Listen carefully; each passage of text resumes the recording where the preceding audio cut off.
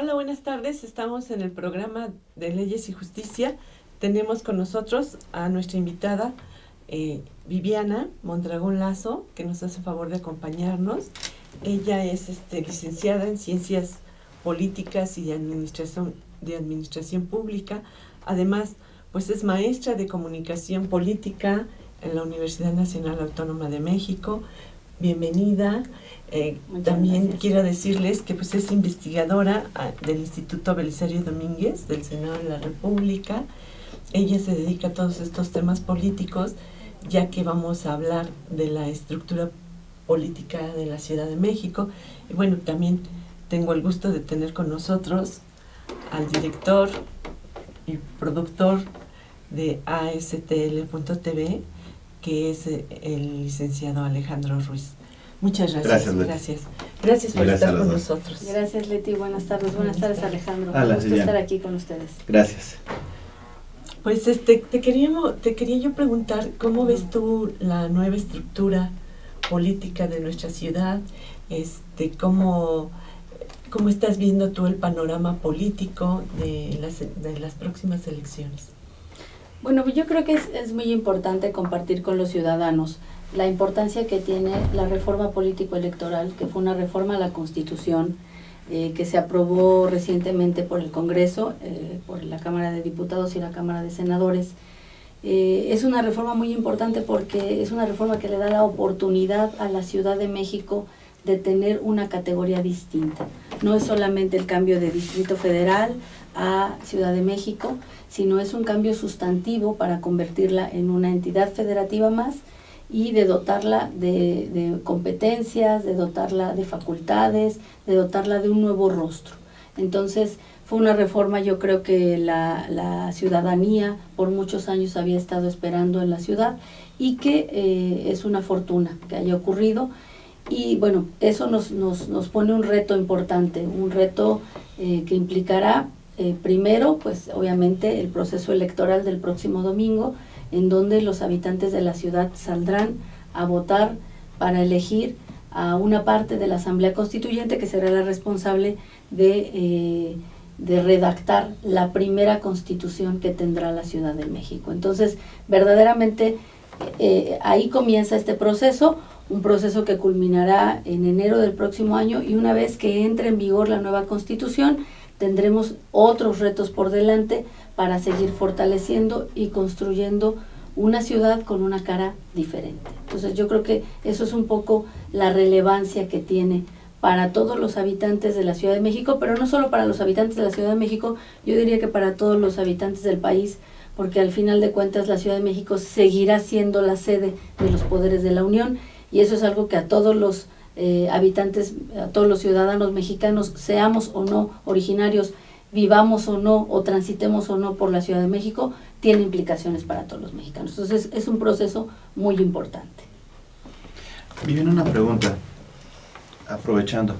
De alguna manera, cuando surgió la idea de la Ciudad de México, y remontándome en el 97, que antes los delegados los nombraba directamente el jefe de gobierno, después el jefe del gobierno del Distrito Federal, después el jefe de gobierno, surgen los asambleístas, y como que durante mucho tiempo hemos estado en un híbrido de todo.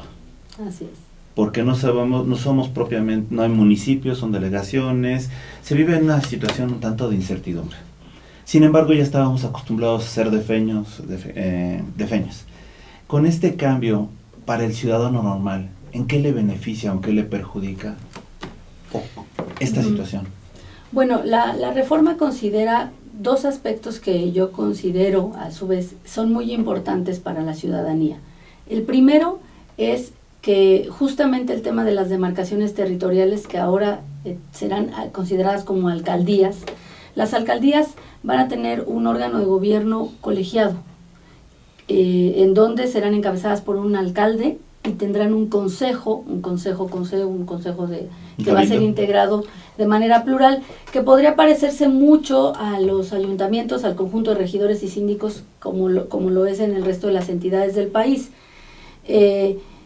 Pero esto ¿qué permitirá? Permitirá que la toma de decisiones sea una toma de decisiones colegiada, permitirá una mayor participación ciudadana, porque los ciudadanos van a votar por una planilla en donde estará integrada por el alcalde y la propuesta de consejo, y los consejos a su vez tendrán también esquemas de participación proporcional en los que estarán representadas las diferentes fuerzas políticas que operen en esa demarcación territorial, así como de ciudadanos independientes, hoy con las candidaturas independientes que tenemos ya consideradas en la ley.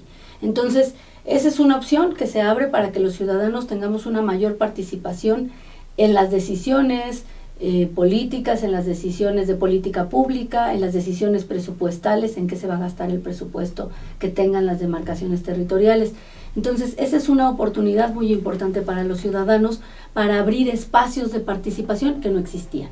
Entonces, eso es digamos, uno de los beneficios que tienen los ciudadanos. Y otra muy importante que podemos considerar es que la Constitución, la redacción de la primera Constitución, es una gran oportunidad para sentar las bases jurídicas que sustenten un sistema de planeación a largo plazo para la ciudad que involucre primero las bases para resolver los problemas que tenemos, pero también para establecer la visión de la ciudad que queremos.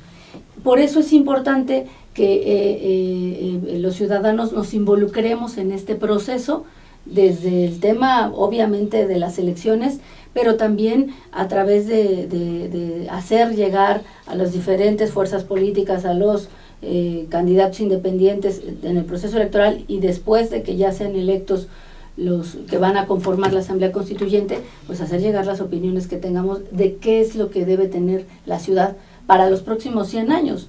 Recordemos que el próximo año, el 5 de febrero, celebramos los 100 años de nuestra Constitución, que es justamente cuando va a entrar en vigor la primera Constitución de la Ciudad de México. Y en aquella Constitución, en 1917, pues con algunas modificaciones que ha habido a lo largo de la historia de nuestra Constitución, pues se sentaron las bases del México que hoy tenemos. Entonces, esa es la oportunidad que tienen los habitantes de la Ciudad de México, participar para sentar las bases que le den el rostro a la ciudad para los próximos 100 años. Perfecto. Eso, es muy importante, yo creo, que este ejercicio que vamos a llevar a cabo los ciudadanos, ya que pues le vamos a dar consistencia sobre las personas que van a integrar este constituyente, ¿no? Creo que debemos de participar todos para poder tener una constitución, como tú dijiste, Viviana, pues va a ser la primera de esta ciudad. Yo creo que había sido el sueño de muchos mexicanos que fuéramos una entidad federativa, que se nos considerara así, ¿no? Porque, bueno, nos hemos sentido así como que un anexo al Distrito Federal, ¿no? Entonces ya decir, bueno, ya soy ciudadana y estoy integrando una entidad federativa, creo que sí es importante, ¿no? Y se nos van a generar muchos cambios y es muy importante, por tanto, la estructura política de esta nuestra nueva ciudad. Así es, y justamente, Leti, una buena noticia para nosotras las mujeres en esta Asamblea Constituyente es que México tendrá por primera vez una constituyente con mujeres. Y con una paridad de género que entendemos será más o menos del 50-50, dependiendo un poco de los resultados que se tengan en las elecciones del próximo domingo. Pero esta es una muy buena noticia para nosotras, porque nos va a permitir poner también la visión de las mujeres en la Constitución, obviamente una visión que será integradora de soluciones para todos los problemas que viven no solamente las mujeres, sino también los hombres y todo, en general todos los ciudadanos. Entonces esa es una buena noticia, esa es también una parte muy importante de esta Constitución, y consideramos que es una oportunidad también de la participación ciudadana, de la participación de las mujeres, en la que debe ser importante para todos los mexicanos. Por ejemplo, un tema muy importante que se va a tener que redactar en la Constitución es cómo va a quedar el estatus de los poderes de la Unión que están establecidos aquí en la ciudad, porque eso no va a cambiar. Es decir, al final seguiremos teniendo ciertas particularidades que otras entidades de la República no tienen. Pero digamos que eso es un reto. Eso es un reto para el constituyente. Me parece que todos los partidos políticos han apuntalado a quienes consideran son sus mejores cuadros para poder redactar esta primera constitución, y es un proceso que se va a llevar solamente 5 meses. El constituyente se instala a mediados de septiembre y culmina sus trabajos el 31 de enero del próximo año. Entonces es un periodo corto y es un periodo en donde yo pienso que el debate y la discusión alrededor de los problemas y de cómo a través de la Constitución se le van a dar solución a los problemas de la ciudad, que son muchos, pues va a ser una oportunidad para nosotros los ciudadanos de darle seguimiento, y estoy segura que será un proceso basado en la transparencia de los trabajos que tendrá esta asamblea. Y pues yo creo que sí, todo ha sido express, ¿no? Porque también la preparación para las elecciones y todo fue muy rápido. Así es, pues fue lo que se estableció en el decreto de reforma constitucional, porque al final sí queremos tener una circunstancia diferente de cara al 2018, en donde entiendo serán las primeras elecciones, en donde se van a elegir, por ejemplo, los alcaldes y los consejos para las demarcaciones territoriales. Habrá que establecer en la Constitución cuáles van a ser los criterios para la división territorial de estas demarcaciones. Se tendrán que tomar en cuenta criterios técnicos, de extensión territorial, de población, de importancia económica, para definir si van a ser las mismas que están ahora o si van a tener algunos cambios. Sí, porque, bueno, lo más lógico es que sean las mismas circunscripciones de las delegaciones, ¿no? Hasta ahorita lo que tendría que ser es criterios técnicos, ver si es lo más conveniente que se queden como están, o si sería conveniente reducirlas o aumentarlas. ¿Cuál sería la visión que tiene que imperar? La visión que tiene que imperar en esa definición es una visión técnica, una visión que le dé viabilidad a la población que habita en esas demarcaciones y al territorio que abarcan las mismas. Entonces, pues esa es una de las discusiones fundamentales que estarán llevando a cabo durante esos 5 meses las 100 personas que van a integrar la Asamblea Constituyente de la Ciudad de México. Yo siento que cada partido ha puesto a sus mejores hombres, ¿no? Para formar este constituyente, que se me hace para ellos una experiencia y una trascendencia histórica, ¿no? Formar parte del primer constituyente de la Ciudad de México, yo creo que es muy importante. Sin duda. No sé si quieres mandar una pausa y ahorita regresamos. Bueno, vamos a ir a cortes comerciales y regresamos. Ya dijo el jefe. No.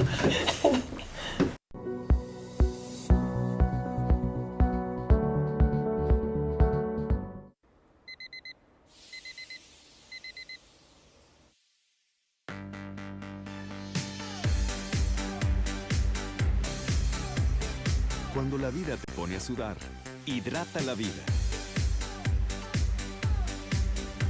Electrolit, científicamente hidratante.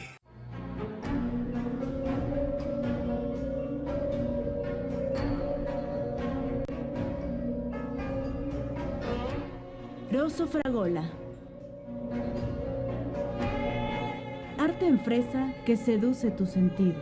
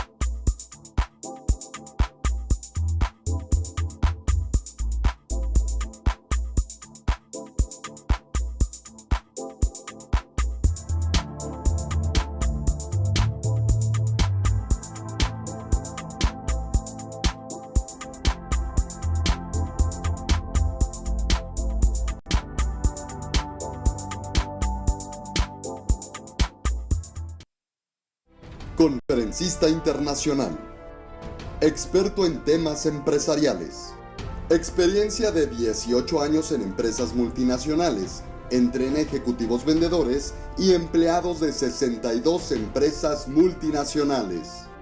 Conductor del programa Líderes en Acción en Astele.tv. Ha brindado más de 2.500 conferencias en México, Centro y Sudamérica. Orador profesional y campeón nacional de oratoria. Considerado el comunicador del año. Gildardo Avendaño. Ruiz Robles, corredores públicos y peritos traductores. Trabajamos para darles seguridad, confianza y un servicio profesional en sus asuntos relacionados a fe pública, valuación, arbitraje comercial, asesoría jurídica y traducciones. Para nosotros lo más importante es su satisfacción, brindándole además la asesoría jurídica necesaria en su negocio, con un equipo de profesionales capacitados para prevenir y resolver situaciones de riesgo en su empresa. Le aseguramos una asistencia profesional personalizada y humana a quien consideramos más importante, el cliente, porque las oportunidades pequeñas son el principio de las grandes empresas.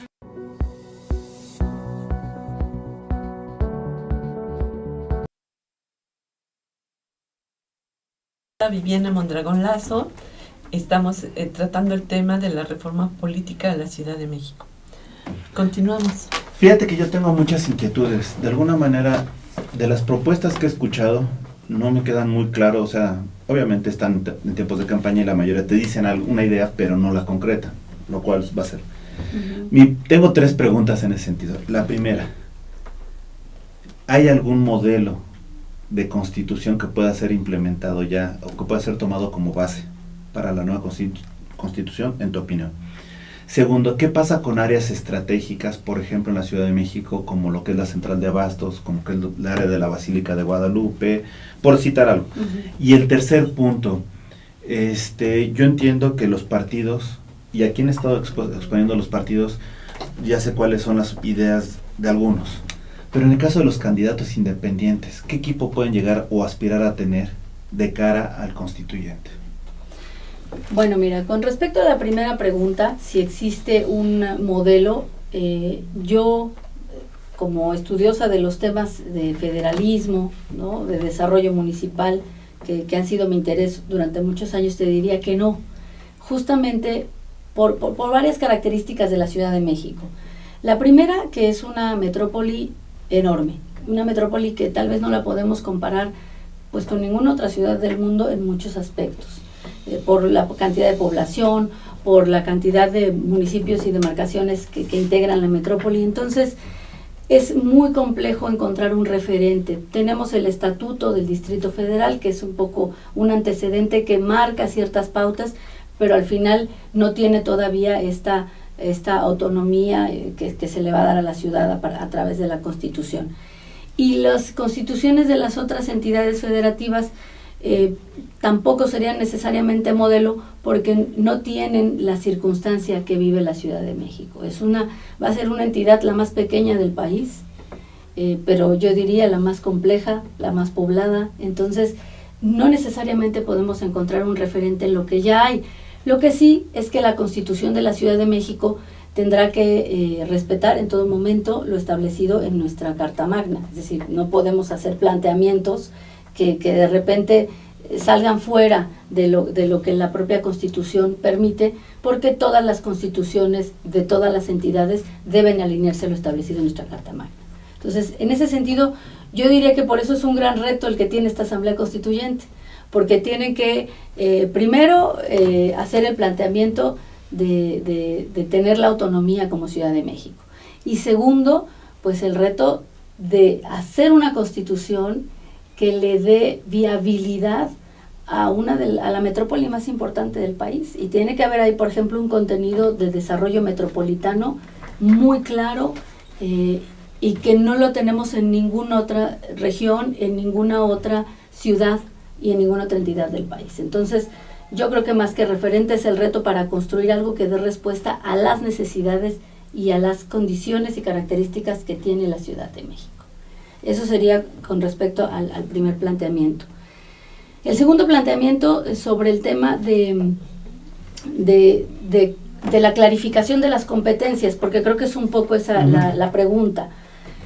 Mira, tenemos un referente en ese sentido. El primer referente que tenemos es, hay una clarificación de competencias de lo que le toca a la federación, lo que le toca a la entidad o el estado y lo que le toca a los municipios en el resto del país. Si bien ese modelo no lo vamos a poder trasladar completamente a la Constitución de la Ciudad de México, primero por lo establecido en el decreto de reforma constitucional, hay algunas cosas que sí van a ser sui generis de la Ciudad de México con respecto al tema de las alcaldías y qué competencias van a tener. Y la otra es porque tenemos situaciones lo que tiene que valorar la Asamblea Constituyente es qué es lo más conveniente y qué es lo mejor para la ciudadanía. Un ejemplo claro es lo que mencionabas de la central de abastos, por ejemplo. Cuando hablamos de toda la administración de los mercados, la supervisión de la tarea que realizan los mercados en el interior de la República, los responsables de supervisar, de administrar, de llevar toda la supervisión de esos establecimientos son los municipios. Sin embargo, ahí estaríamos en la disyuntiva de un centro de abasto como la central de abastos que está al oriente de la ciudad, que no es como cualquier mercado municipal, es un monstruo, digamos, ¿no? Es un centro de abastecimiento no solo para la ciudad, sino para muchas entidades que están que son colindantes con la Ciudad de México. La zona conurbada, ¿no? Exactamente. Entonces, eso va a ser también un reto para que lo definan. Y los criterios que tienen que utilizar los constituyentes para definirlo son criterios de lo más conveniente administrativamente, económicamente y en general para el beneficio de los ciudadanos.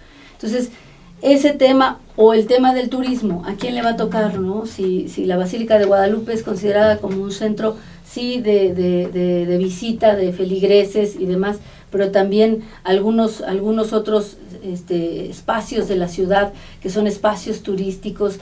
Vaya, son preguntas que habría que hacerlo. Yo te diría, mi visión es que tendría que haber un fortalecimiento del desarrollo desde una perspectiva local, y esa es otra oportunidad que se tiene en la Constitución.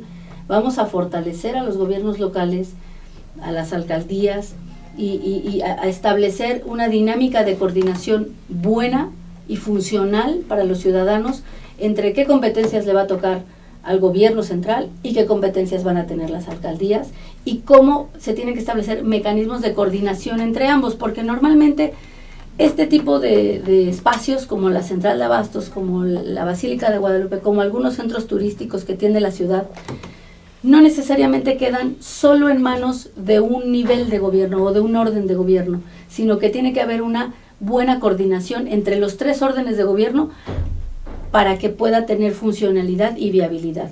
Ahí yo creo que más que decir, ¿se va a hacer cargo las alcaldías o se va a hacer cargo el gobierno central?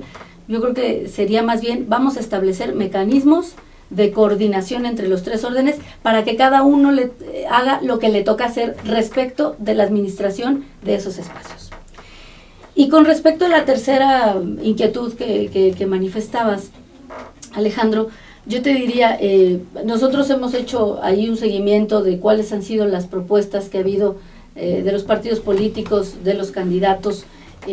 Ha habido propuestas interesantes, hay quienes identifican muy bien que esto es una oportunidad para establecer un esquema integral de planeación para la ciudad a largo plazo, no de planeación urbana nada más, sino de planeación para el desarrollo, en donde se incluya también, por supuesto, una planeación urbana con visión metropolitana, pero también la planeación del desarrollo económico, la planeación, por ejemplo, de cómo vamos a enfrentar los problemas ambientales que vivimos como ciudad. La ciudad ha sido deforestada en los últimos años a grandes escalas y bueno, eso es un tema que está relacionado también con las contingencias que estamos viviendo, entre otros factores. Sí, porque se han hecho estudios que fueron más de 3,000 árboles los que se han talado y demás. Así es. Y entonces ahorita necesitamos urgentemente el oxígeno. Claro, y además si te das cuenta que en los últimos años se han construido más plazas comerciales que áreas de pulmón o áreas de arbolado, etcétera, en la Ciudad de México. Y bueno, yo creo que ese es un reto importante, cómo darle solución. Algunos otros candidatos de diversos partidos han manifestado el tema de la movilidad, es un tema importantísimo, ¿no? Tener un transporte público eficiente, que dé respuesta a las necesidades de transporte de los ciudadanos. El tema de la seguridad, que también tendrá que ser un tema establecido con un esquema de coordinación entre los diferentes órdenes de gobierno, para que cada quien haga lo que le toca en materia de seguridad.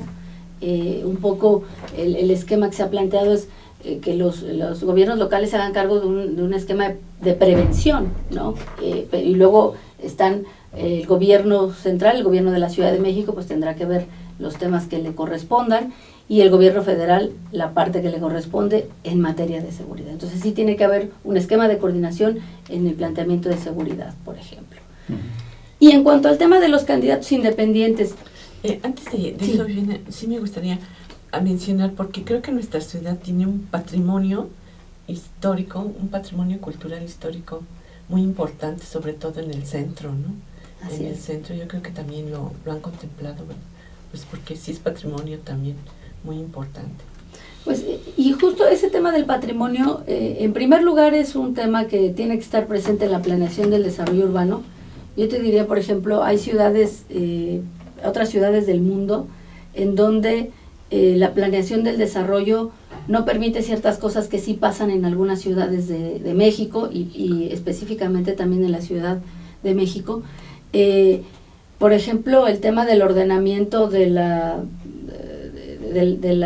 mobiliario urbano, ¿no? Que si las casetas telefónicas deben tener tales y cuales características, ahí sí tenemos un desorden que yo diría es nacional y que debemos ahí pasarles el tip a los constituyentes para que lo consideren, porque es tan bello nuestro centro histórico, Sí. que de repente con ese tipo de cosas, o el cableado que puede ser subterráneo y que con eso no va a poner feo, ¿no?, el paisaje urbano, el paisaje clásico del centro histórico, el paisaje histórico que tenemos en el centro de nuestra ciudad.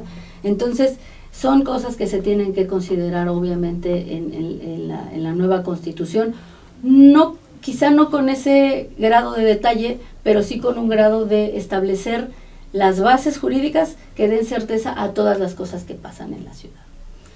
Y bueno, me preguntaba Alejandro sobre el tema del apoyo a los candidatos del apoyo a los candidatos independientes. Yo creo que el tema de los candidatos independientes es una oportunidad que tenemos los mexicanos, sí, de explorar propuestas que vengan directas de ciudadanos. Lo que debemos tener muy claro es los riesgos que puede tener. Tiene algunas cosas positivas, es decir, estamos hablando, cuando se trate de ciudadanos que no han formado parte de partidos políticos, por ejemplo, pues tenemos ciudadanos que pueden ser líderes de asociaciones o de grupos de la sociedad civil que vengan a aportar, ¿no?, su visión como ciudadanos. Hay que tener cuidado cuando los vínculos de esos candidatos independientes históricamente sean con partidos políticos, para tener cuidado de que no sea realmente una situación de querer acceder al poder de una o de otra manera, ¿no?, de un color o de otro o sin color, como un candidato independiente. Yo creo que puede tener cosas positivas, solo como ciudadanos la invitación a reflexionar de que debemos tener cuidado y conocer bien quiénes son esos candidatos, para que verdaderamente, si nuestra opción es un candidato independiente, sea verdaderamente un candidato independiente y que tenga la capacidad de llevar la voz de los ciudadanos. Yo creo que todavía como sociedad nos hace falta ir construyendo un perfil de candidaturas independientes que sea sólido, que tenga certeza y que también le permita al ciudadano pedirle cuentas a los candidatos independientes, ¿no? Yo creo que ese es a los candidatos cuando ya sean parte de algún órgano legislativo o de un gobierno. Esas son a lo mejor algunas asignaturas pendientes que habría que considerar. Algunas son legislativas y otras serán de políticas públicas. Y por ejemplo, en tu opinión, por ejemplo, los presidentes, los directores de órganos empresariales, lo más adecuado, órganos empresariales que no son lucrativos, sino que tienen un fin en promoción a los empresarios de su gremio, ¿ellos deberían de ser candidatos independientes o deberían de estar inmersos en un partido? ¿Cuál sería tu opinión? Yo pienso que los empresarios, como una parte de la sociedad y que además tienen una tarea importante en el desarrollo del país. Eso es una parte que tendríamos que reconocer. Tienen el derecho de manifestar, obviamente, pues lo que a sus intereses convenga, y tratar de que esos intereses, viendo siempre por el interés común, el legislador deberá recogerlos. Es decir, el legislador, y en este caso los legisladores constituyentes, deberán recoger la opinión de los empresarios, de la sociedad civil organizada, de los ciudadanos y de los diferentes grupos que en la sociedad mexicana, que la sociedad de la Ciudad de México tengan una voz y tengan una preocupación. La tarea del legislador es recoger todas esas opiniones, recoger todas esas propuestas y llevar a una redacción que vea, por lo que decían los clásicos, ¿no?, por el bien común. Es decir, no se debe imponer solo el interés de unos, sino el interés común, lo que beneficie a todos, y llevar redacciones que sean consensadas con los diferentes grupos, acordadas con los diferentes grupos. Yo creo que tienen la legitimidad los empresarios de manifestar sus opiniones. ¿Tendrían o no derecho a ser candidatos independientes? Yo pienso que sí, siempre y cuando se desliguen de sus intereses personales como empresarios. Es decir, si su intención es llegar a legislar, o su intención es llegar a gobernar para ver exclusivamente por sus intereses, pues entonces perdemos en todo sentido el origen del interés común, que es el que debe privilegiar entre los servidores públicos, entre los legisladores, entre los gobernantes. Yo pienso que no deberían estar negados a que se les diera la oportunidad de contender o de involucrarse en asuntos políticos. Si deciden hacerlo por partidos, qué bueno; si deciden hacerlo de manera independiente, también.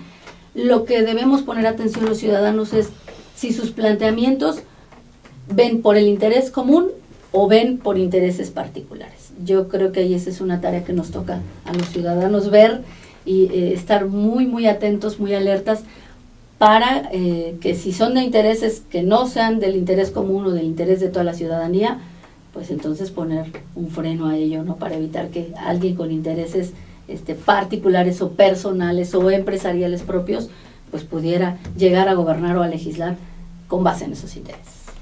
Yo creo que es muy interesante esto de lo que nos habla Alejandro, porque los candidatos independientes pues es algo que nos preocupa mucho a la ciudadanía, y además que históricamente las boletas, si tú te fijas desde las más antiguas a las actuales, traían un espacio ahí para que tú pusieras por quién querías votar, ¿no? Así es. Entonces, qué bueno que ahora ya se está institucionalizando, porque pues si bien es cierto, se ha creado con el tiempo en la historia de nuestro país una cultura de partidos políticos, siempre había estado este apartado en las boletas, que es importante para el ciudadano, ¿no?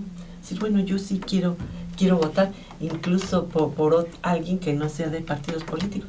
Me acuerdo que históricamente hace muchos años, y cuando Cantinflas estaba en su apogeo, muchas personas ponían nombre de... Que votaban por Hugo Sánchez también.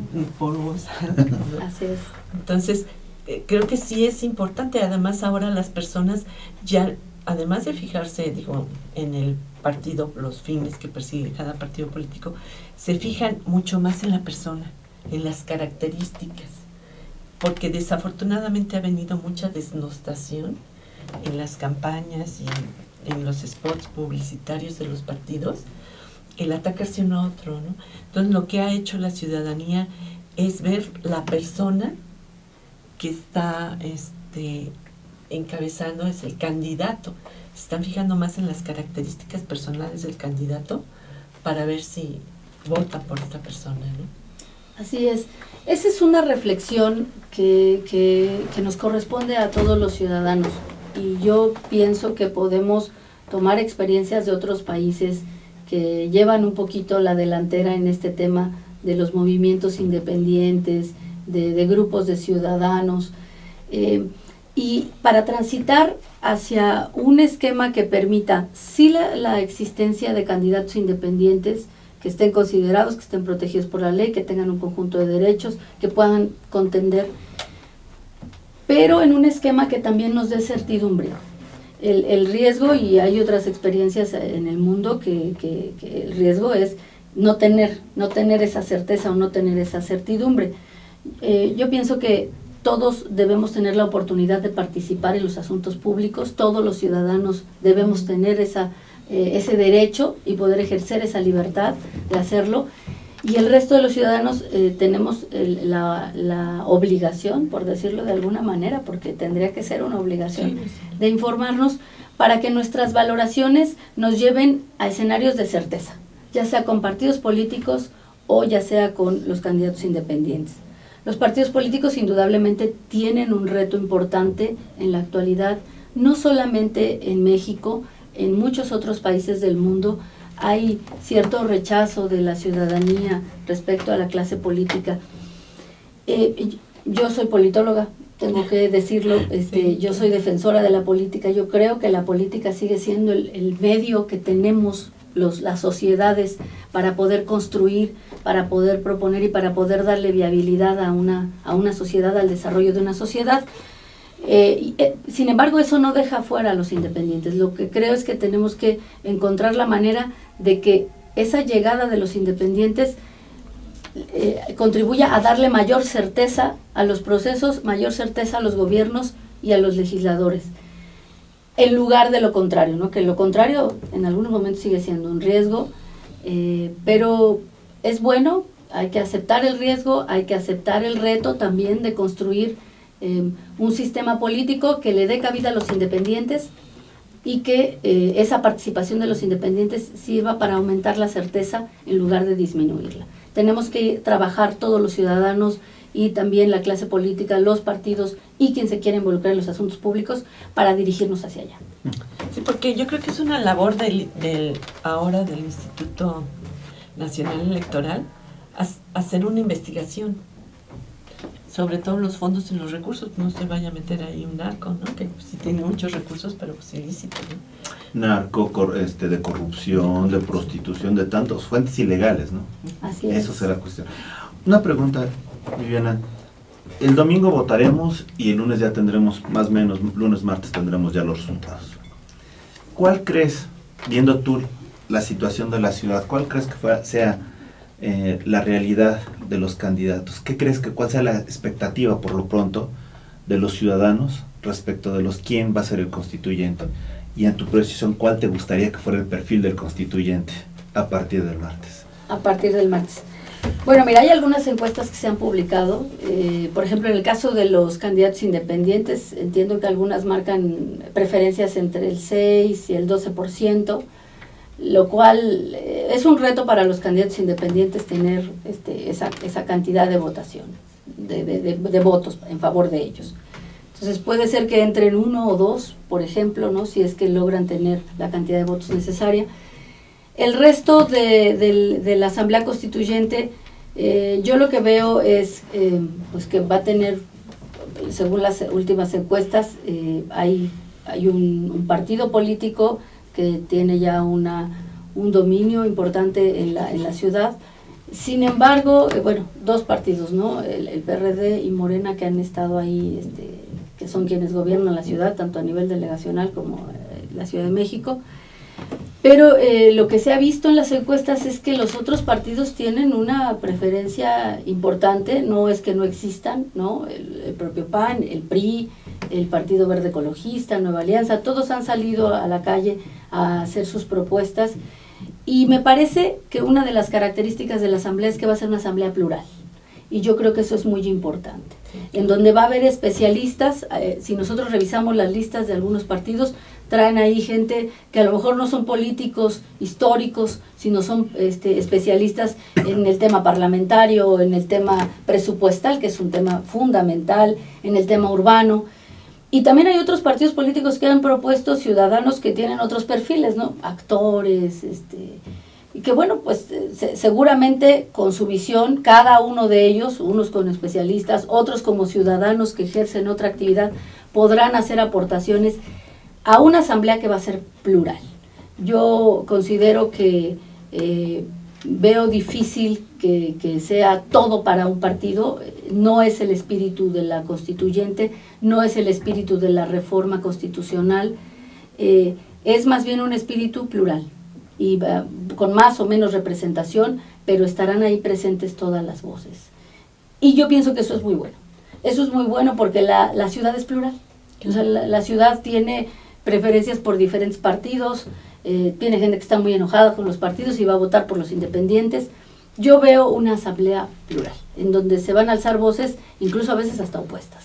Pero eso es bueno. Ya tenemos muy poquito tiempo, 1 minuto, sí nos gustaría que le mandaras un mensaje a nuestro público respecto a las próximas elecciones. Bueno, pues yo le diría a todos los habitantes de la Ciudad de México que tienen la gran oportunidad enfrente, que este 5 de junio es muy importante que vayan a votar, porque se va a elegir a los integrantes de una asamblea que va a redactar la primera constitución de nuestra ciudad y que en ella se van a establecer las bases para el desarrollo de nuestra ciudad para los próximos 100 años. Entonces es importantísimo que vayan a votar por quien ustedes consideren que es la mejor opción, pero háganlo. Es importante nuestra participación el próximo domingo. Pues muchas gracias, te agradecemos mucho tu participación en este programa y pues, te vamos a invitar para otro programa futuro con el tema de la revolución familiar, que me encanta y es un tema que tú manejas. Ay, encantada. Yo creo que los cambios en la familia y para acabar con la violencia son fundamentales. Yo encantada de estar por aquí otra vez. Muchas gracias, Alejandro. ¿Tienes algo que...? Pues nada más que creo que como Astele hemos tratado de proporcionarles herramientas a los ciudadanos de la Ciudad de México para que tomen su mejor decisión y en ellos estará la decisión de ver qué hacemos. Muchas gracias, esto fue Leyes y Justicia, nos vemos para el próximo programa. Yo soy Leti Rojas. Alejandro Ruiz. Y Viviana Mondragón, muchas gracias. Muchas gracias a ti. Gracias. Hasta luego, nos vemos.